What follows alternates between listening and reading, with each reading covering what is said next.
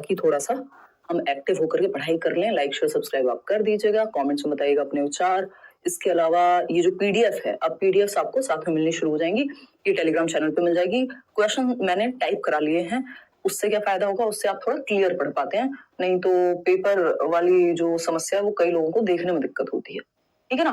तो कुछ 30 क्वेश्चन हैं, 30 मार्क्स का ही आता है, जिसमें 15 नंबर की पेडागोजी ईवीएस की और 15 नंबर का आपका क्या आएगा, कंटेंट। कंटेंट में क्या होता है, एनसीईआरटी, और उसी एनसीईआरटी से जुड़ा हुआ आपका क्या बनता है,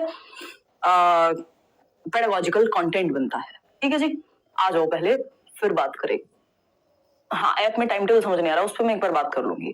ये अगस्त वाला ही पेपर है ना, स्ट्रगल लाइफ अगस्त वाला ही पेपर है जो 23 अगस्त को पेपर हुआ था, उसी को हम प्रॉपर एनालाइज कर रहे हैं, देख रहे हैं क्वेश्चंस कैसे आए, रिपीट हुए हैं कई सारे क्वेश्चंस, है ना, तो इसको मुश्किल नहीं कहेंगे। एक आध क्वेश्चन है जो बिल्कुल आउट ऑफ द बॉक्स दे दिया है। चलिए स्टार्ट करते हैं। पोल आपके सामने आएगा, आप मस्त 9 बजे अब तैयार होकर के बैठिए। पूरी कोशिश है कि हम मिले हर रोज, एक आध दिन को छोड़ करके। पहला क्वेश्चन है, a teacher wants to select synchronous communication with her students for teaching EVS. Which of the following will she choose? देखिए कई सारे क्वेश्चंस आपके कॉमन सेंस से सॉल्व होते हैं, हालांकि common sense is not so common ऐसा कहा जाता है, बट आपको कॉमन सेंस डेवलप करना है एज अ टीचर और एज अ ह्यूमन बीइंग भी।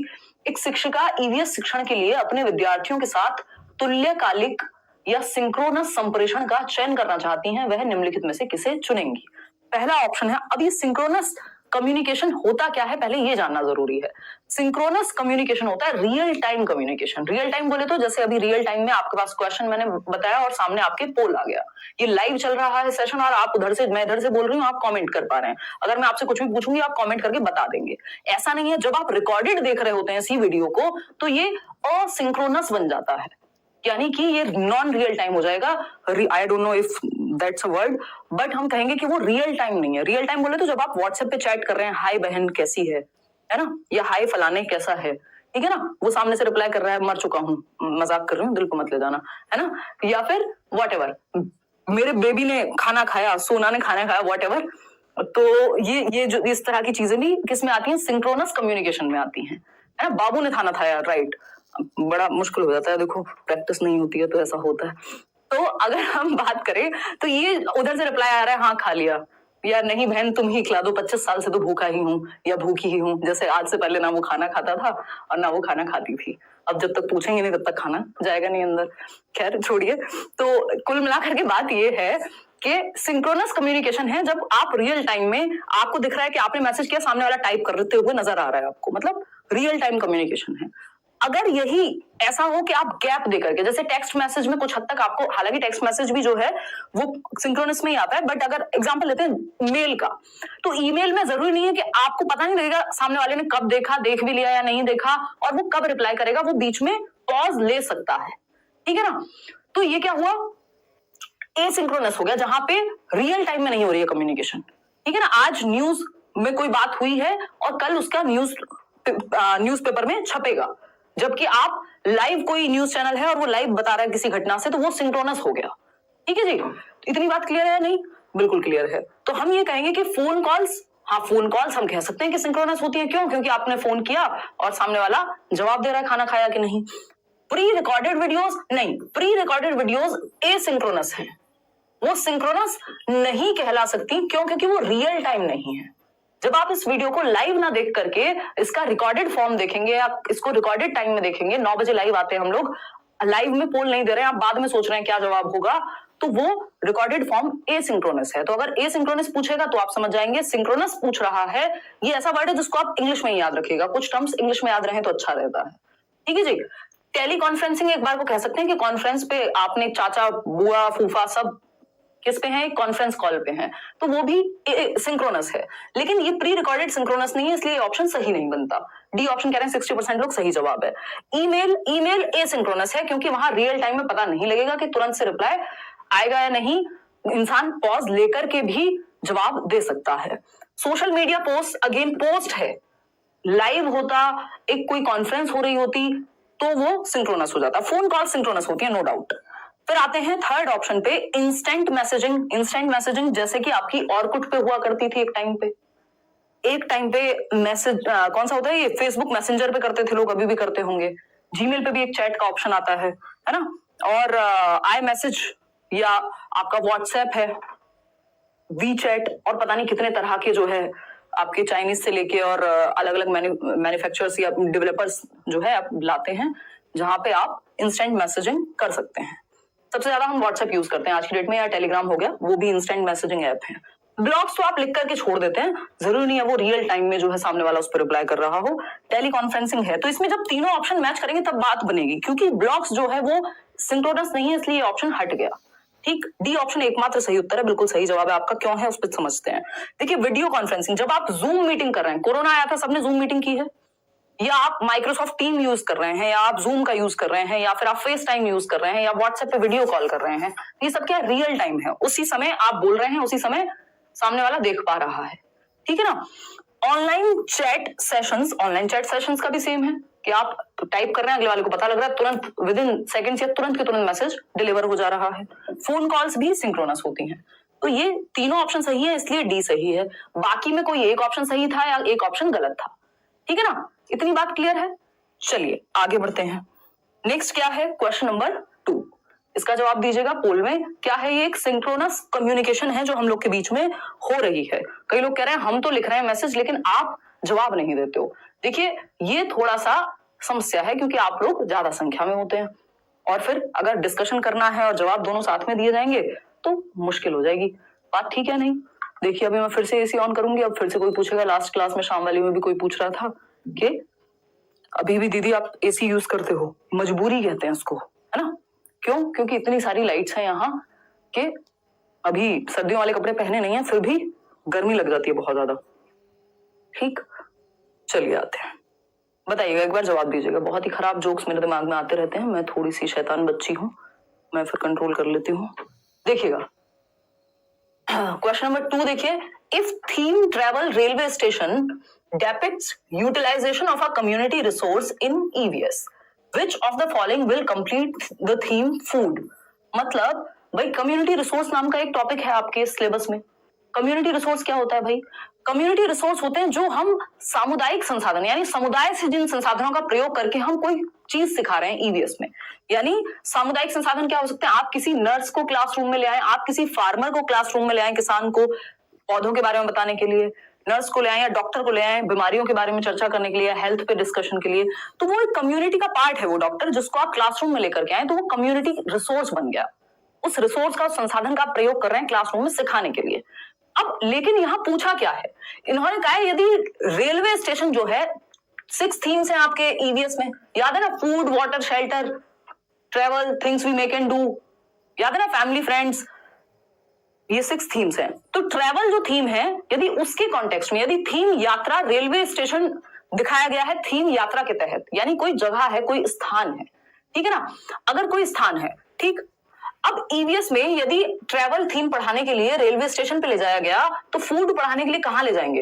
अब आपको यहाँ पे किसी व्यक्ति से नहीं, स्थान से ही जोड़ना है। ये वैसा ही कि इसका रिलेशन इससे क्या है, ये रीजनिंग टाइप का क्वेश्चन हो गया। तो एग्रीकल्चरल फार्म, हाँ सही लग रहा है, लेकिन फॉरेस्ट नहीं।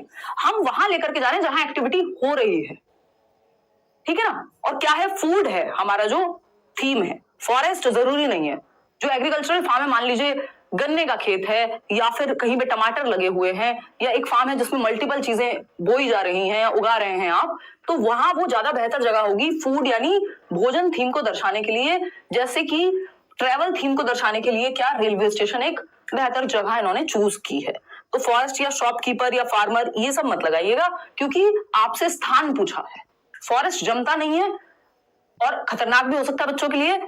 शॉपकीपर, यहां इंसान की बात नहीं हो रही थी, जिस कॉन्टेक्स्ट में पूछा था उसी में पूछना है। फार्मर भी यहां नहीं चलेगा, क्योंकि स्थान की बात हो रही थी, उसी कॉन्टेक्स्ट में चूज करना था। चलिए आगे बढ़ते हैं। Option A is the right answer. Question number 3 देखिएगा। क्वेश्चन नंबर 3 देखिएगा, फटाफट से जवाब दीजिएगा पोल में। वाइल टीचिंग, देखिए क्वेश्चंस रिपीट होते हैं सीटेट में बहुत, इसको हल्के में नहीं लेके छोड़ना है कि अरे अब थोड़ी आएगा, वैसा नहीं सोचना। While teaching EVS, a teacher's statement or question which encourages students to elaborate on an answer either on their own or from the responses of their peers is, कल हम CDP कर रहे होंगे भाई।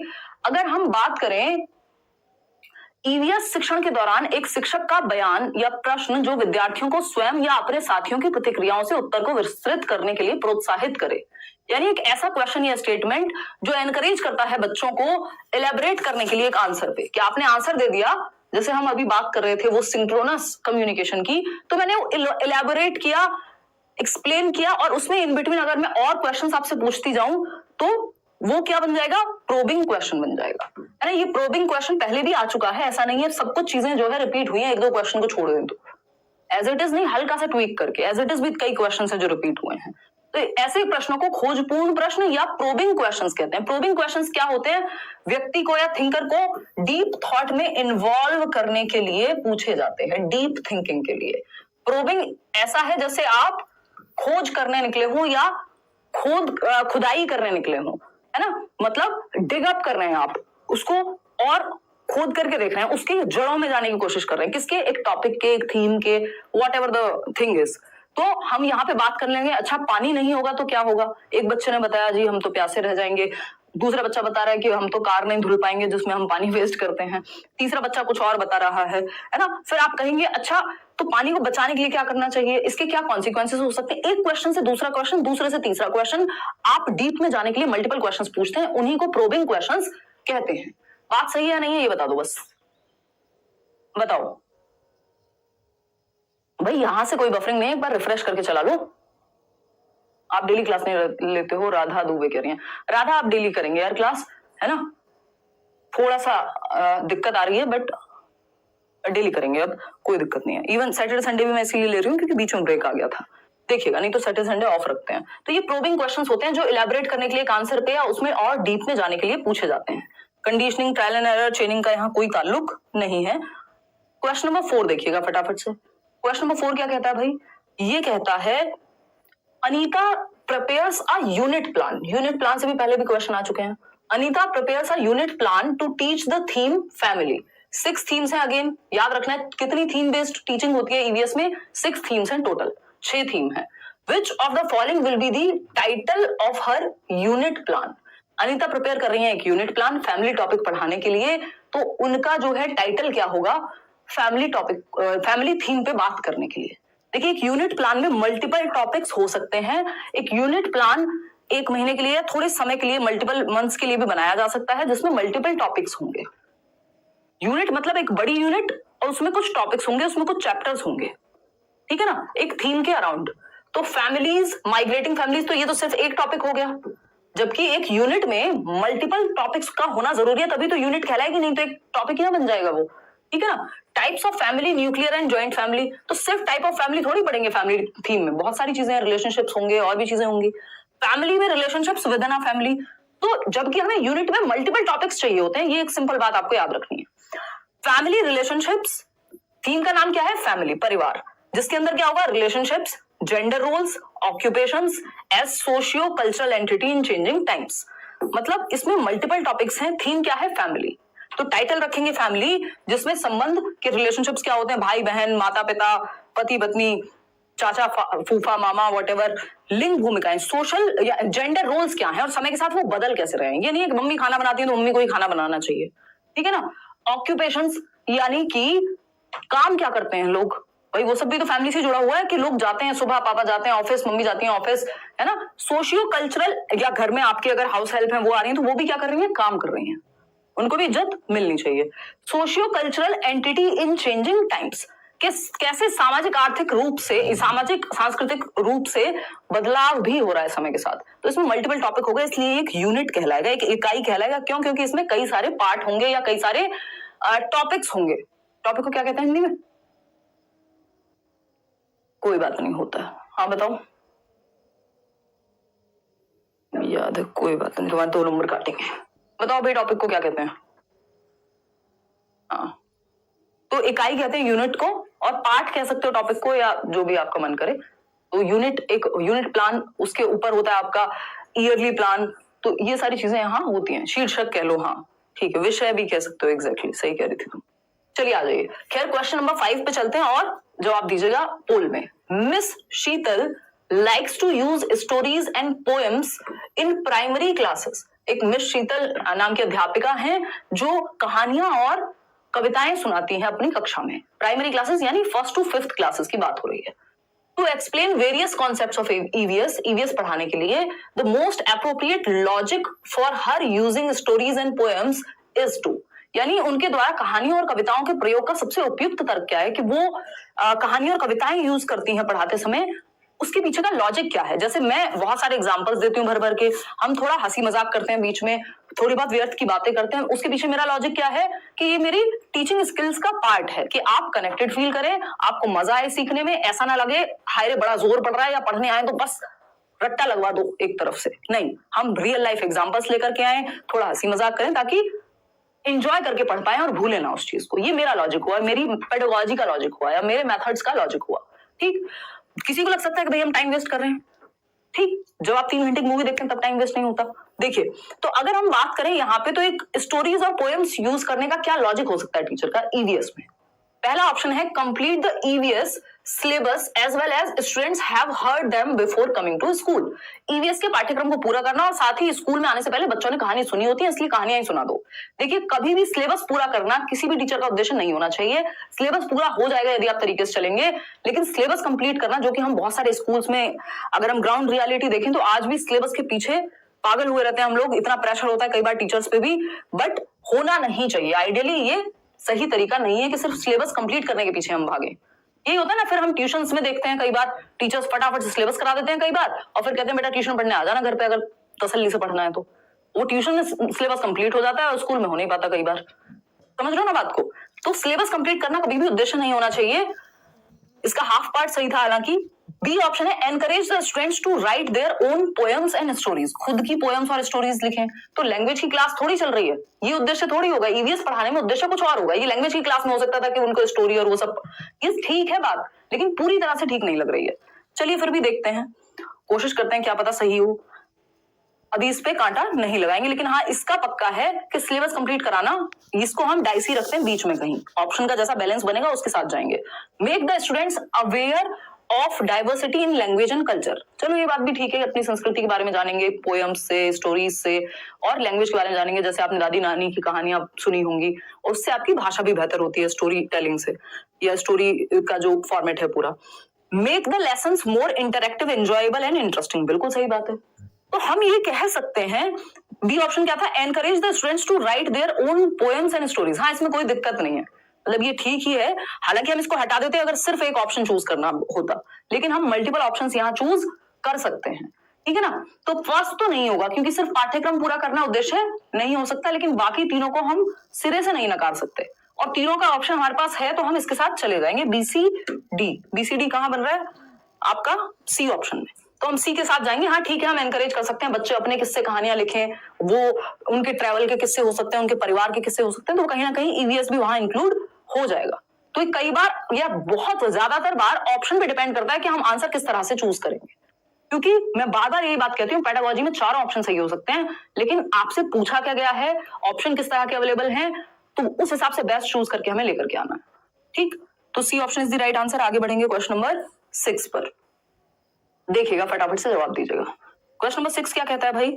ये कहता है which of the following options is a major objective of teaching EVS from classes 1 to 5, यानी निम्नलिखित में से कौन सा विकल्प कक्षा 1 से 5 तक ईवीएस पढ़ाने का एक मुख्य उद्देश्य है। यानी ईवीएस पढ़ाने के पीछे का मेन ऑब्जेक्टिव। किसी भी सब्जेक्ट को पढ़ाने से पहले आपने कभी लेसन प्लानिंग की होगी, जो पाठ योजना बनाते हैं आप अपनी teaching training, BEd, BTC, DElEd, जो भी आपके डीएड जितने भी कोर्सेज हैं, सब में लेसन प्लानिंग होती है, पाठ योजना बनाई जाती है। उसमें आप जनरल ऑब्जेक्टिव्स लिखते हैं कि ये सामान्य उद्देश्य होंगे इस सिलेबस से रिलेटेड, स्पेसिफिक ऑब्जेक्टिव्स होंगे विशिष्ट उद्देश्य इस टॉपिक से रिलेटेड। तो उद्देश्य जरूर परिभाषित होते हैं पहले से ही कि हम किसी चैप्टर को या किसी सब्जेक्ट को पढ़ रहे हैं या कोई भी काम हम कर रहे हैं तो कर क्यों रहे हैं, उसके पीछे का उद्देश्य क्या है। जैसे मैं और आप अभी जुड़े हुए हैं, उद्देश्य है ना पेपर के लिए पढ़ाई कर रहे हैं और जीवन के लिए भी थोड़ा सा सीख ले रहे हैं, ठीक है ना। तो ये क्या हुआ, क्लासेस 1 to 5 में मेजर ऑब्जेक्टिव क्या होगा ईवीएस पढ़ाने का, यानी ईवीएस बोले तो पर्यावरण अध्ययन। पर्यावरण अध्ययन को हम क्या कहते हैं, एनवायरमेंटल स्टडीज। ये कई बार एनवायरमेंटल साइंसेस कह देगा, बट आपको ये याद रखना है, 1 नंबर का क्वेश्चन है, एनवायरमेंटल स्टडीज फुल फॉर्म है ईवीएस की, तो हम प्राइमरी लेवल पे पढ़ रहे हैं, एनवायरमेंटल साइंसेस नहीं है। एनवायरमेंटल स्टडीज में साइंस भी है, आपका एसएसटी भी है और आपका एनवायरमेंट भी है, 3 सब्जेक्ट इंटीग्रेटेड है, ठीक है। तो ये एक्स्ट्रा बातें जो मैं आपको बताते चलूंगी। डी ऑप्शन 74% लोग कह रहे हैं। फटाफट से देखते हैं major objective. Acquiring skills to carry out hands on activities independently, चलो ठीक है। Preparing students for studying science at the middle level, चलो कुछ हद तक मान भी लेते हैं, वैसे ये उद्देश्य होता नहीं है बट मान लेते हैं। मेजर ऑब्जेक्टिव पूछा है। Developing in depth understanding of the basic concepts of the subject, चलो मान लिया। अब तीनों ठीक हो गए ऐसे तो। फोर्थ क्या है? Helping learners link classroom learning to life outside the school. अब हमें पता है जो नेशनल करिकुलम फ्रेमवर्क 2005 है, 2005 है, राष्ट्रीय पाठ्यचर्या की रूपरेखा 2005 या नई एजुकेशन पॉलिसी जो है, वो सब क्या कहते हैं? नेशनल एजुकेशन पॉलिसी जो राष्ट्रीय शिक्षा नीति 2020 की भी अगर हम बात कर रहे हैं तो ये सब क्या कहते हैं? ये कहते हैं कि बच्चे के स्कूली ज्ञान को आप बाहर के जीवन से जोड़ दीजिए। इससे बेहतर कुछ और नहीं हो सकता। सबसे ज्यादा एक्टिव बच्चा कहाँ है? डी ऑप्शन में है। बस तो वही सही हो गया। बेशक तीनों अच्छे थे लेकिन आपको तो अपने लिए बेस्ट चुनना है, ठीक है ना? क्लियर है बात? आप जाते हैं एक रबर बैंड भी खरीदने जाएंगे आप, तो आप बेस्ट चूज करके लाते हैं अपने लिए। 5 रबर बैंड हो सकती है वहां स्टोर में और आपको पांचों अच्छी लग रही है, या मान लीजिए घड़ी लेने आप गए थे और एक वॉच भी आप बेस्ट चूज करके लाते हैं अपने अनुसार, लेकिन यहाँ आपको थोड़ा सा बच्चे के अनुसार बेस्ट चूज करना है। तो बच्चे के अनुसार बेस्ट क्या है? D option. क्या आप बच्चे को उसके क्लासरूम के ज्ञान को बाहर के जीवन से जोड़ रहे हैं, जो कि एनसीएफ कब से कह रहा है। तो सबसे ज्यादा एक्टिव बच्चा डी ऑप्शन में होगा, इसलिए डी ऑप्शन सही है। आगे बढ़ेंगे क्वेश्चन नंबर 7 में। देखिएगा एक बार क्वेश्चन नंबर 7 क्या कहता है, फटाफट से जवाब देंगे पोल में। क्वेश्चन नंबर 7 है, an EVS teacher demonstrates an experiment in class in which an egg sinks in a tumbler with water but floats upon adding salt to the water. Which of the following is the most appropriate explanation she can give to students inquiry? मतलब क्या हुआ भाई? एक EVS की कक्षा में एक प्रयोग प्रदर्शित करती है टीचर, जिसमें एक अंडा पानी के ग्लास में डूब जाता है। इस तरह का क्वेश्चन पहले भी आया हुआ है और उसी में थोड़ी सी लैंग्वेज चेंज हुई है। इतने क्वेश्चन रिपीट होते हैं जिसमें एक अंडा पानी के ग्लास में डूब जाता है, लेकिन पानी में जब आप नमक मिलाते हैं तो वो तैरने लगता है। कौन? अंडा, चूजा नहीं उसके अंदर का निकल के, ठीक है। तो अगर हम बात करें विद्यार्थियों की पूछताछ के लिए वह निम्नलिखित में से कौन सी सबसे उपयुक्त व्याख्या दे सकती है? अब टीचर इसका एक्सप्लेनेशन कैसे दे? ये जो अंडा है वो नॉर्मल पानी में डूब गया, लेकिन जब नमक ऐड किया पानी में तो अंडा तैरने लग गया। यहाँ पे नींबू भी हो सकता है, कुछ और हो सकता है, ठीक। तो पहला ऑप्शन है, allow each students to conclude on their own by adding different items in water, यानी प्रत्येक विद्यार्थी को पानी में विभिन्न वस्तुएं डालकर स्वयं निष्कर्ष निकालने दे। तो क्या ये चीज वस्तु के बारे में है या डेंसिटी के बारे में है? भाई अगर हम बात कर रहे हैं वो सॉल्ट ऐड करने से जो डेंसिटी बढ़ी है उसकी वजह से हुआ है ये, तो इसमें चीजें कितनी भी ऐड करेगा तो कोई सेंस तो बनेगा नहीं। The egg floats due to density of water, क्या ये सही है? हाँ, सुनने में तो सही लग रहा है, फिर भी देखते हैं। You will learn the correct reason in higher classes, ये कोई तरीका नहीं है कि हम ये कहते हैं आप हायर क्लासेस में सीखेंगे, जो सही रीजन है हम नहीं बता रहे अभी। भाई डिटेल आप हायर क्लासेस में जान सकते हैं, लेकिन थोड़ा सा तो बता ही सकते हो। फिर ये एक्टिविटी कराई क्यों थी? डी ऑप्शन है, conduct and observe the experiment with different amounts of salt, अलग अलग मात्रा में नमक के साथ प्रयोग करें और उसका अवलोकन करें। यानी जब आप कम नमक डाल रहे हैं तो क्या चीजें डूब रही हैं, क्या चीजें नहीं डूब रही हैं।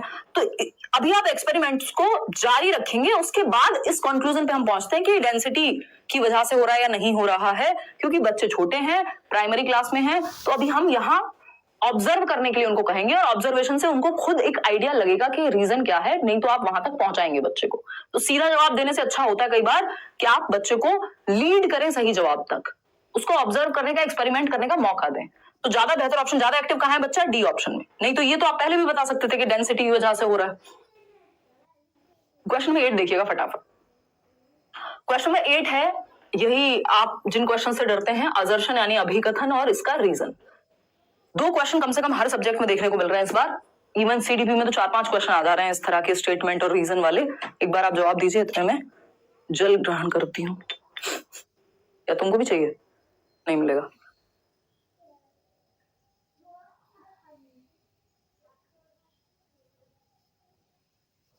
कोई कह रहा है बफरिंग में परेशान कर रखा है। यार शायद शुरुआत में लगता होगा बट उसके बाद नहीं होनी चाहिए। ये पता नहीं सिस्टम भी चेंज करा दिया मैंने लास्ट सीटेट से, पता नहीं क्या कहें उसको, नजर कहें किसी की, क्या कहें, ये थोड़ी दिक्कत होने लगी है। लेकिन जिनके इंटरनेट में प्रॉब्लम है उनको ज्यादा लगता है। ये यहाँ से नहीं हो रही ना, चल रहा है ठीक नहीं है ना? हाँ फिर ठीक है। क्या खोल के चेक कर लिया मॉडम? अच्छा फिर ठीक है। हाँ सीडीपी क्लास कल से करेंगे भाई, डोंट वरी। पेपर 1 पेपर 2 दोनों के लिए बीच बीच में अलग अलग सब्जेक्ट्स करते रहेंगे। चलिए आगे बढ़े। 8th क्वेश्चन, बी ऑप्शन कह रहे हैं।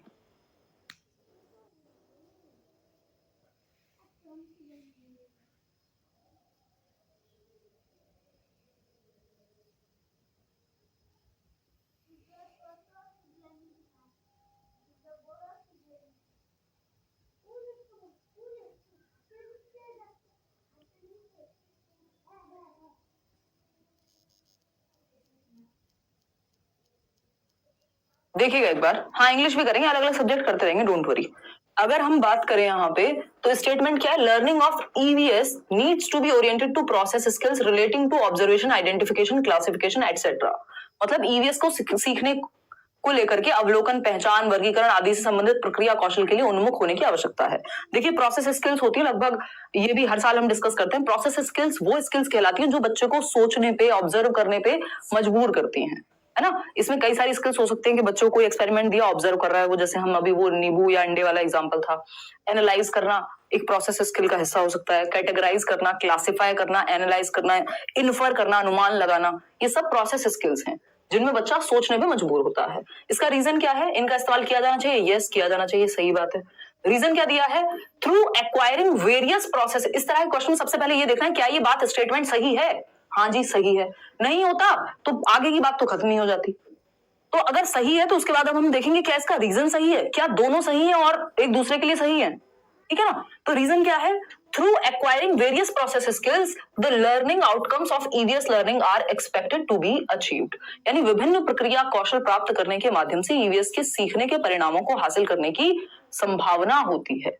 यानी अगर हम प्रोसेस स्किल्स एक्वायर कराएंगे बच्चों को कि वो खुद से ऑब्जर्व करना सीख जाएं, आइडेंटिफाई करना सीख जाएं, क्लासिफाई करना सीख जाएं, चीजों के बीच में अंतर पता करना सीख जाएं, एनालाइज करना सीख जाएं, अनुमान लगाना सीख जाएं, तो क्या होगा, लर्निंग आउटकम बेहतर होगा, उनका सीखने का जो रिजल्ट है वो अच्छा होगा, वो बेहतर सीख पाएंगे। रिजल्ट मतलब वो नंबर वाला रिजल्ट नहीं, उनकी लर्निंग बेहतर होगी, ठीक है ना। Of EVS learning and are expected to be achieved, सही बात है, दोनों बात सही है।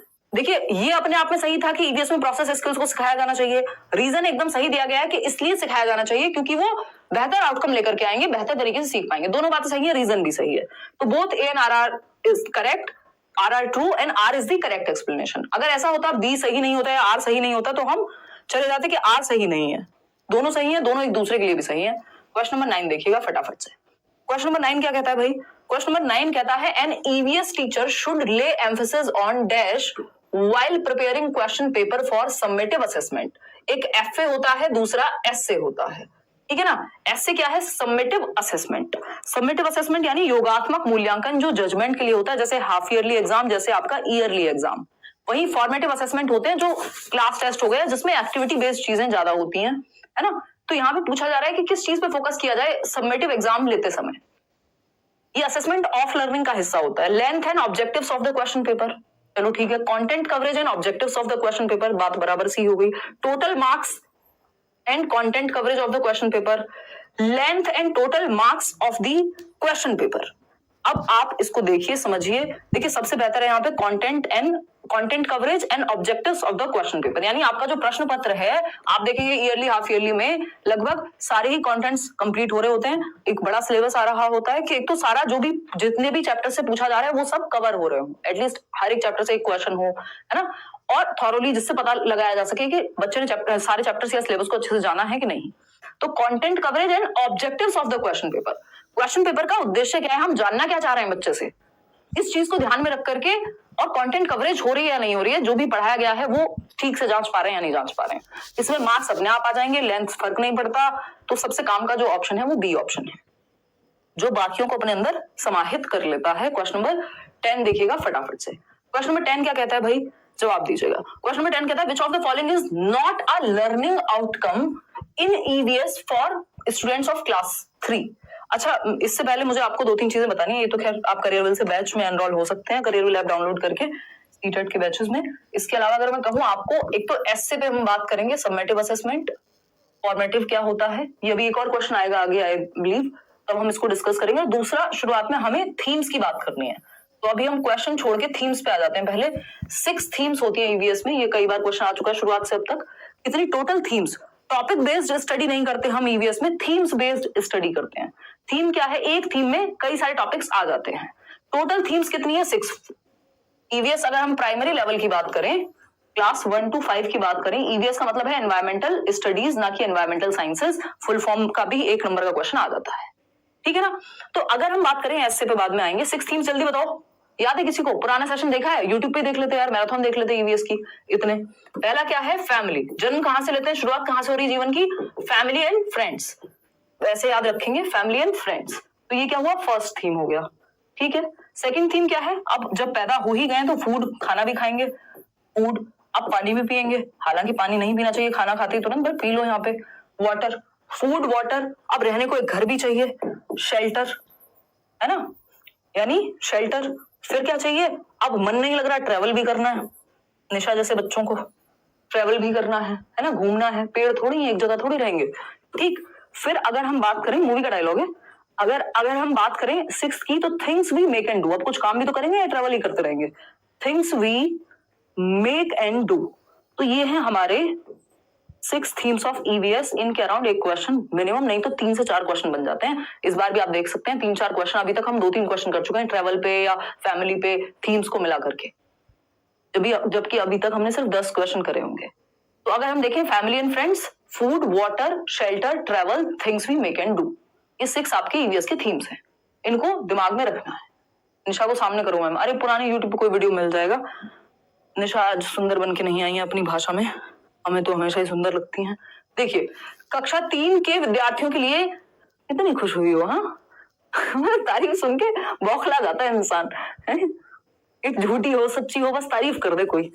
यही चीजें बर्बाद कर रही हैं लड़कियों को। जरा सी तारीफ में खुश है, 2 शब्द प्यार के कहो, एकदम बिल्कुल राजी। देखो, कक्षा 3 के विद्यार्थियों के लिए ईवीएस में निम्नलिखित में से कौन सा सीखने का परिणाम अधिगम प्रतिफल नहीं है? देखिए, लर्निंग आउटकम्स क्या होते हैं? पहले तो होते हैं लर्निंग ऑब्जेक्टिव्स, यानी उद्देश्य क्या है सीखने का, क्यों पढ़ रहे हैं हम, क्या पढ़ना चाह रहे हैं। आउटकम है कितना अचीव कर लिया हमने, है ना। जैसे 4 साल आप किसी के साथ रिलेशनशिप में रहे, आजकल कॉमन है ये चीजें, है ना, और आउटकम क्या आया? 0। उसने कहा टाटा बाय बाय, आपने कहा टाटा बाय बाय, है ना। आउटकम क्या आया? 0। हालांकि 0 नहीं होगा, जीवन में हम हमेशा कुछ ना कुछ सीखते हैं, बट कहने की बात है, ये आउटकम हम शादी को मान लेते हैं जनरली, क्योंकि बॉलीवुड मूवीज में ऐसी एंड होती हैं चीजें, ठीक। तो अगर हम बात करें यहाँ पे, तो पूछा क्या जा रहा है, लर्निंग आउटकम कौन सा नहीं है। लर्निंग आउटकम क्या होता है? सीखने का आउटकम क्या आया, हाथ में रिजल्ट क्या आया, देखते हैं।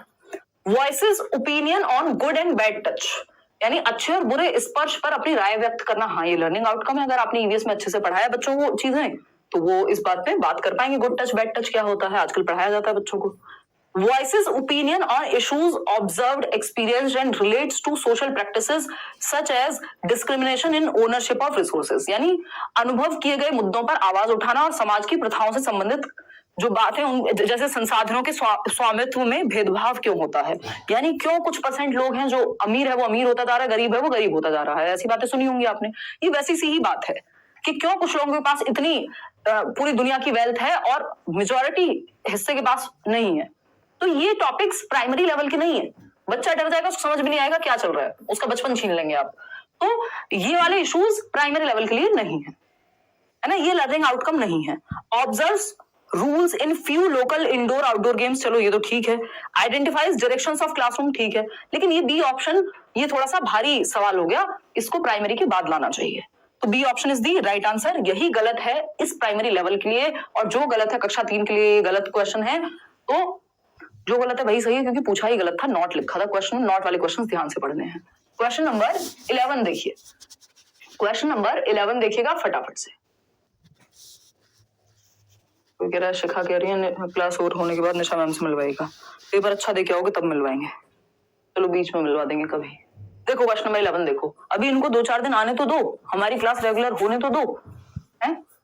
देखिए क्वेश्चन 11 है, you have to select EVS text books for your students of classes 3 to 5. Which of the following criteria is most appropriate for this purpose? आपको कक्षा 3 से 5 तक के अपने विद्यार्थियों के लिए ईवीएस पाठ्यपुस्तक का चयन करना है, यानी टेक्स्ट बुक चूज करते समय। ये मैंने मैराथन सेशंस में भी, ईवीएस पे भी, अगर आपने मेरे यूट्यूब पे सेशंस देखे होंगे, नोट्स में भी, अगर जो मैंने आपको फ्री नोट्स दिए हुए हैं, टेलीग्राम से डाउनलोड कर लेना, या नीचे लिंक होगा वहां से डाउनलोड कर लेना, वो सभी के लिए फ्री है, चाहे आप बैच में हो नहीं हो, 5 सब्जेक्ट के नोट्स हैं। उसमें भी क्लियरली कहा हुआ है कि टेक्स्ट बुक के बारे में क्या ध्यान रखें हम जब हम प्राइमरी के लिए ईवीएस की टेक्स्ट बुक बना रहे हैं, तो किस चीज का ध्यान रखें भाई? वो चाइल्ड सेंटर्ड हो, उसकी लैंग्वेज टेक्निकल ना हो, सिर्फ डेफिनेशंस ना भरी हो, एक्टिविटीज हो, बच्चे की भाषा में हो, उसमें वैरायटी होनी चाहिए, है ना, चाइल्ड सेंटर्ड होनी चाहिए। इस तरह की आपकी बातें हैं जो ध्यान में रखी जानी चाहिए। Pictures in the book should B big and colourful. कक्षा 3 से 5 की बात हो रही है, कक्षा 1 और 2 की बात होती तो ये बात हम मान लेते हैं, यहां भी हम मान लेंगे कुछ हद तक, बट सिर्फ पिक्चर्स बड़ी बड़ी हों ये मुद्दा नहीं हो सकता। तो ये कंप्लीट नहीं लग रहा, फिर भी बाकी ऑप्शन देखेंगे, क्या पता इससे बेहतर हो, नहीं हुए तो इसके साथ चले जाएंगे। The language should be simple and according to the mental level of students. चलो ये भी बात सही है, ये भी हमें सही लग रही है। थर्ड ऑप्शन पे जाते हैं, the text book should be illustrated and appealing to students. पाठ्य पुस्तक को सचित्र होना चाहिए और विद्यार्थियों को आकर्षक लगनी चाहिए। चलो ये बात भी ठीक है, लेकिन ये तीनों ऑप्शन ना ऐसे लग रहे हैं जैसे हम कक्षा 1 और 2 की बात कर रहे हो, हालांकि बी ऑप्शन फिर भी ज्यादा सही है। चलिए डी और पढ़ लेते हैं।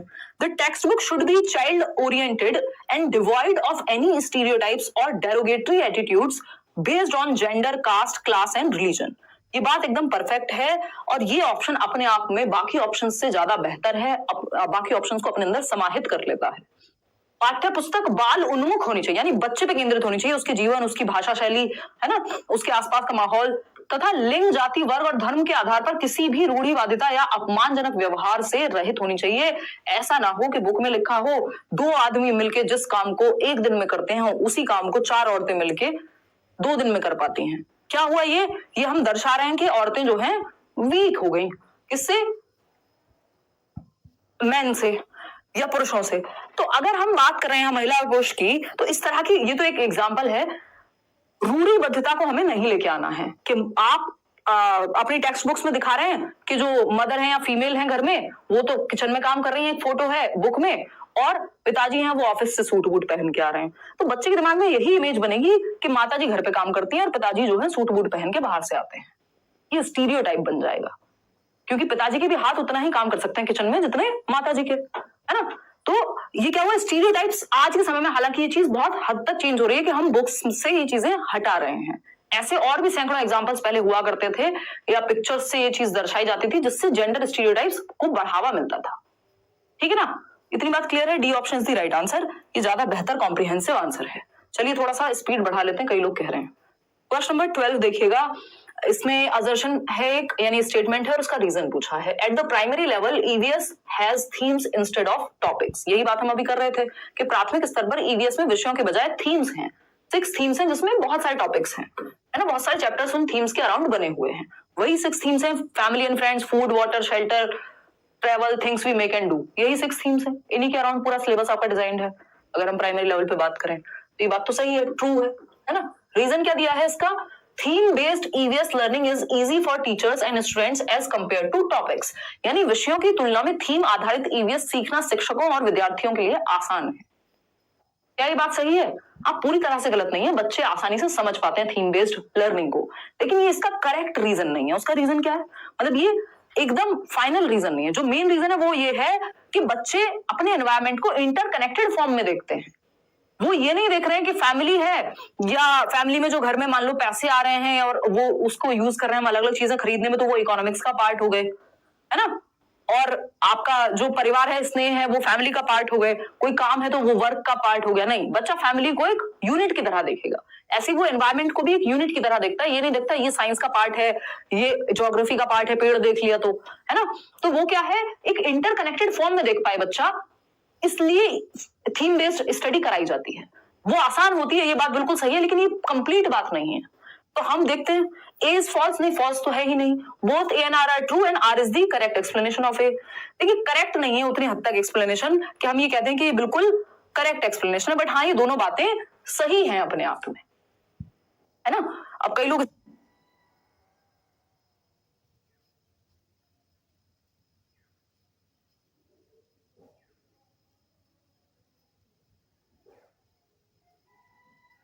इसमें कंफ्यूज हैं। इसका जो आंसर है वो सी है। ऑफिशियली भी इन लोगों ने यही माना है ना। आसानी होती है, नो डाउट। ये चाहते तो इसको आर भी रख सकते थे, बट वो कंप्लीट एक्सप्लेनेशन नहीं है। तो अब हमें ऑफिशियल आंसर की के साथ इस केस में जाना पड़ेगा। क्यों? क्योंकि कंप्लीटली सही नहीं है वो बात, लेकिन पूरी तरह से गलत भी नहीं है। ठीक है ना। तो हम सी के साथ जाएंगे कि भाई दोनों सही है, बट वो करेक्ट एक्सप्लेनेशन नहीं है। सिर्फ ये रीजन नहीं है कि आसान हो जाएगा इसलिए हम थीम से पढ़ाते हैं, बल्कि इंटरकनेक्टेडली पढ़े बच्चा इसलिए पढ़ाया जाता है थीम्स का प्रयोग करके। क्वेश्चन नंबर 13 देखिएगा। You want to encourage hands on activities for students of EVS, which of the following is the most appropriate activity. आप पर्यावरण अध्ययन के विद्यार्थियों के लिए व्यावहारिक गतिविधियों को प्रोत्साहित करना चाहते हैं, जिसमें बच्चा एक्टिविटी करे, फील्ड ट्रिप पे जाए, कोई और एक्सपेरिमेंट करे, कोई पौधा लगा के देखे, खुद से बेसिकली कोई एक्सपेरिमेंट या कोई भी एक्टिविटी करके देखे। बात सही है। अब एप्रोप्रिएट एक्टिविटी बताइए। Map reading from a globe, एक ग्लोब से नक्शे को पढ़ना। प्राइमरी क्लास के बच्चे हैं, बड़े बच्चे नहीं है। बी ऑप्शन है collecting coins of different countries. अब कहां जाएंगे वो डिफरेंट कंट्रीज, अलग अलग देश जाएंगे। कुछ बच्चे तो होंगे क्लास में, सारे बच्चे तो नहीं जा पाएंगे अलग अलग देश, उनके पास तो करेंसी नहीं होगी। तो ये तो बहुत अच्छी एक्टिविटी नहीं हुई, एक बार को प्रिंट आउट चल जाता है यहाँ पे। Developing N EVS kit from available material, ये सबसे बेस्ट हो जाएगा कि एक ईवीएस किट तैयार हो जाए, जो भी मटेरियल अवेलेबल है अलग अलग बच्चों के पास अलग अलग होगा, और अलग अलग एक्टिविटी में वो उसको इस्तेमाल कर पाएंगे। कि कोई डिगअप करने के लिए कुछ लेकर के आ रहा है, किसी के पास स्टिकर्स हैं इंडिया के अलग अलग स्टेट्स के, तो ये सब एक ईवीएस किट का पार्ट बन जाएंगे। उपलब्ध सामग्री को एक ईवीएस किट के रूप में विकसित करना और फिर क्लास में जब एक्टिविटी हो तो उसका इस्तेमाल करना। ठीक है ना। सिर्फ different plants on a chart वो एक एक्टिविटी हो जाएगी, सबसे बेहतर है सी। आगे बढ़ेंगे, क्वेश्चन नंबर 14 देखिएगा। Formative assessment of EVS. Formative assessment of EVS पे क्वेश्चन है, फटाफट से आप हमें बताएंगे कि रचनात्मक आकलन क्या कौन सा उदाहरण है इन चार ऑप्शंस में से, बताइए। अभी हमने बात की थी एसए की। समेटिव असेसमेंट होता है जिसमें ईयरली और half yearly pen paper test judgement के लिए होता है। फॉर्मेटिव असेसमेंट होता है जो एक्टिविटी बेस्ड होगा, फीडबैक के लिए होगा कि आप सीख कैसे रहे, ये फॉर्मेटिव असेसमेंट बताएगा, जो एफए टेस्ट होते हैं आपके, और आपने कितना सीखा है वो समेटिव असेसमेंट है। फिर से मैं बोल देती हूँ, आपने कितना सीखा है ये समेटिव असेसमेंट है, योगात्मक आकलन है। आप कैसे सीख रहे हैं ये फॉर्मेटिव असेसमेंट है, फीडबैक के लिए होता है, इंप्रूवमेंट के लिए होता है। ठीक है ना। तो अगर हम बात करें फॉर्मेटिव असेसमेंट यानी एफए की ईवीएस में, तो ये किसका पार्ट है? असेसमेंट फॉर लर्निंग का। बिल्कुल सही बात है, सीखने के लिए आकलन एफए का पार्ट है। ऑफ लर्निंग तो भाई एस से हो जाता है कि सीखने का आकलन, कितना सीखा है, ये एस से है। सीखने का आकलन, सीख लिया अब उसका आकलन, सीखने के लिए आकलन।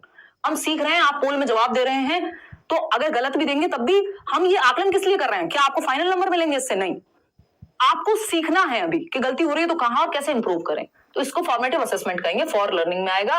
एज लर्निंग होता है सीखने के साथ सीखना या सेल्फ असेसमेंट। जब आप खुद का टेस्ट ले रहे होंगे घर पे तो वो फॉर्मेटिव असेसमेंट का हिस्सा है। असेसमेंट एज लर्निंग कहते हैं उसको, सेल्फ या पीयर असेसमेंट, आपके दोस्त आपका टेस्ट लें या आप खुद का टेस्ट लें, एज लर्निंग कहते हैं उसको। ये भी एफए का पार्ट है। तो ए भी एफए का पार्ट है, सी भी एफए का पार्ट है। अबाउट लर्निंग कुछ होता नहीं है, हम पढ़ते नहीं है, ठीक। जबकि ऑफ जो है वो एस का पार्ट है। तो ए और सी इज दी राइट आंसर, जो कि सी ऑप्शन में हमें गिवन है। ठीक है, आगे बढ़ेंगे। क्वेश्चन नंबर 15 देखिएगा। अभी 15 क्वेश्चंस और हैं, हम थोड़े स्लो चल रहे हैं, मैं डिटेल में डिस्कशन हो तो अच्छा रहता है, क्योंकि आपको सिर्फ ये क्वेश्चंस नहीं करने हैं, आपको ये कॉन्सेप्ट समझना है, एक माइंडसेट तैयार करना है, क्योंकि इन्हीं क्वेश्चंस को घुमा फिरा करके पूछा जाएगा। सिलेबस चेंज नहीं हुआ है, हर साल ऐसे क्वेश्चंस पूछे जाते हैं, रिपीट भी होते हैं। इसमें भी बहुत सारे रिपीटेड क्वेश्चंस हैं प्रीवियस ईयर के, बस हल्का सा ट्वीक करके पूछ लेंगे। क्वेश्चन नंबर 15 देखिए, स्टेटमेंट क्या है? Field trips are an effective pedagogical strategy in EVS, यानी ईवीएस में क्षेत्र भ्रमण के लिए ले जाइए बच्चे को, प्रभावी तकनीक है पढ़ाने की। हाँ बिल्कुल सही बात है। ताजमहल के बारे में बात कर रहे थे, हिस्टोरिकल साइट्स के बारे में बात कर रहे थे, ताजमहल ले गए। आप फसलों के बारे में बात कर रहे थे, किसी एग्रीकल्चरल फार्म ले गए, जो अभी हम बात भी कर रहे थे। बी कीपिंग कैसे होती है दिखाने ले गए, है ना। तो थोड़ा सा सतर्कता के साथ। तो ये क्या, फील्ड ट्रिप्स एक्टिव तरीका है, बहुत ही अच्छा तरीका है कि बच्चा डायरेक्टली रियल लाइफ में जाकर के देखे किसी चीज को। रीजन क्या है इसका? फील्ड ट्रिप के नाम पे अक्षरधाम और दिल्ली दर्शन होता है ना कई स्कूल्स में, जो लोग या बाहर से भी अगर आप हैं, जैसे मैं जो बुलंदशहर भी रहती हूँ, तो स्कूल से ट्रिप जाती है, वो फील्ड ट्रिप के नाम पे ही जाती है। हालांकि उसको कुछ और ही बना दिया जाता है। जैसे जैसे बच्चे बड़े होते जाते हैं तो पूरी मस्ती वहां होती है, और इसलिए कई लोग जाते भी नहीं है, क्योंकि उनको ज्यादा मस्ती नहीं करनी होती है। खैर, ये हुई बात। तो ट्रू है ये बात। रीजन क्या है इसका? Field trips promote memorisation of objects, events and places. ऐसी बात करते हैं। नहीं, वैसे गलत तो पूरी तरह से नहीं है, फिर भी बी ऑप्शन कह रहे हैं कई लोग। 1 मिनट में चर्चा इस पे करेंगे।